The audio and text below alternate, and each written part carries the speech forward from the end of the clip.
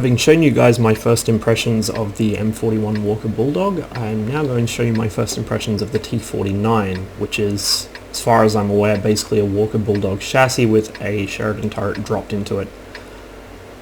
Now, this is the light tank that everyone's been sort of gravitating towards, the reason being that it is the Turboderp. It's a 152mm cannon on a light tank, which is every bit as potentially hilarious as it sounds. The problem is it isn't always the most reliable thing in the world. Now, let's look at the ammo types. We have HE, it does 910 alpha on a full pen, but only 76 penetration. It's useless, don't use it. We have 152 pen heat rounds that do 700 damage. That's not gold ammo, that is credit ammo. That's worth carrying some of. Then we have basically American HESH. This is HEP, high explosive plastic. 910 damage, 85 pen. So the pen isn't great, but it will fuck up most light tanks it hits. Now, most of my early games in this tank, I was firing mostly the HEP because I wanted to see how it worked. If I can, I'll get some videos up of using the heat as well, so you can see how it goes with that. Tank is fairly quick, but mostly in a straight line. Doesn't turn well, and there you can see this massive gun in action. The problem is, being such a huge gun, it has a really long reload. I think it's close to 20 seconds. So if you get caught in the swarm, you've got one shot and then you're done. So this isn't the kind of tank you can get away with careless light tank play in. It can't really defend itself. All it can do is punch things really hard in the nose and then run away and hope that scares them enough that they don't chase it. Which is what you'll see me do actually in this match here.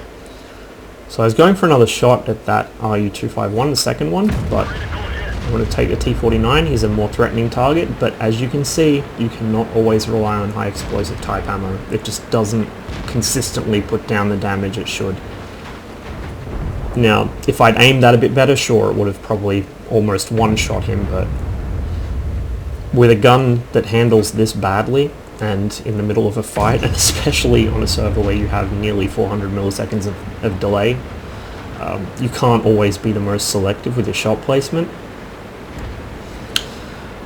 One thing I should mention is this tank also does get a 90mm gun. It's a good gun, and a lot of people are actually running the 90mm on this tank because it's a good, reliable, dependable gun that puts out damage consistently, unlike the 152. The 152's main appeal is comedy. If you want practicality, stick with a 90. So here I make a run into the bushes just south of our cap because I know those light tanks are going to be coming and I would like to get at least one shot off at them before they spot me and kill me. Yep, even on test server there's AFKs and bots. But Wargaming are tightening down on that kind of thing, which is good. It's taken them long enough. Our first victim spotted. He stops obligingly, but the shot actually misses and hits the RU-251 that I wasn't even aiming at. I'm not going to complain, but holy shit, that was not really anywhere near the guy I wanted to hit. You can really see how bad the gun handling is. The second you turn your hull, it blows out your aim bloom completely. Snapshots are not going to be worth even taking in this tank. Again, its straight line speed isn't bad. Somewhere around 60 kilometers an hour, but it doesn't turn nearly as well as the Walker Bulldog before it. It also tends to lose speed in turns, which the Walker Bulldog doesn't.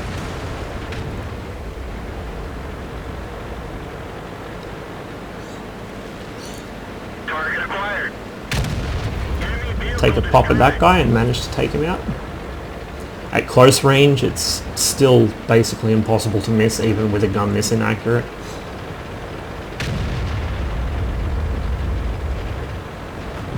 I know the game's lost at this point. I'd just like to get one more damaging shot off. And I do. but now with a 20-ish second reload, I haven't got a hope. Bail out. This vehicle is had it.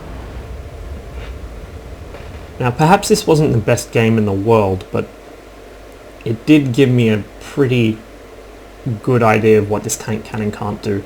I think actually this is probably the one game I've played in this tank so far where I've really had the right idea of what to do. When I ran away to the south, as soon as I realized that fight in A9 was lost, that's how you should be playing this tank. Hit and run. You can't afford to sit around any longer in an engagement than you absolutely have to. If you see the flank you're on is about to collapse, you need to not wait around trying to get one last shot in. You need to pick up and fucking shift. Get out of there. And try and set up an ambush somewhere else. Now, setting ambushes in this actually isn't too bad of an idea, because with a gun that handles so badly, you need to sit and wait for it to aim in.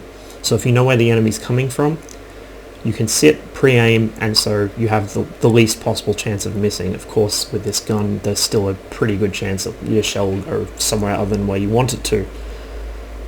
I may or may not upload some videos using the 90mm, I don't know. Honestly, the 152 is just so amusing, I kind of don't want to. But on the other hand, I probably should, just to show you guys how it goes, and also get a feel for it myself, since inevitably I will be fighting against these using both guns, not just the one. As far as more in-depth stuff goes, I couldn't really tell you. I don't know how its camo rating is compared to other tanks. Its armor is pretty weak, I know that much. Like the excuse me, like the other new American light tanks. But I mean, it's got passable mobility, its spotting range is pretty good, and that gun just really messes with people. I mean, if you hit even an AMX 50B, let's say, with that HEP round, it's going to do quite a bit of damage. I think the least damage I've ever seen one of these do was about 300 and something, which is still a respectable punch coming from a light tank. The other thing I should actually point out before I end the video is the HEP round has a splash radius of 5.11 meters. Now, I might be wrong, but I think that's pretty much the same splash radius as the Tier 10 Batchat Arty. So, it's not impossible to take out two people at once. Actually, in another game I was going to upload, and probably will upload shortly after this, I do manage to kill two tanks at once, the unfortunate downside being that one was a teammate. I also splashed two T-49s that were driving right next to each other and tracked them both.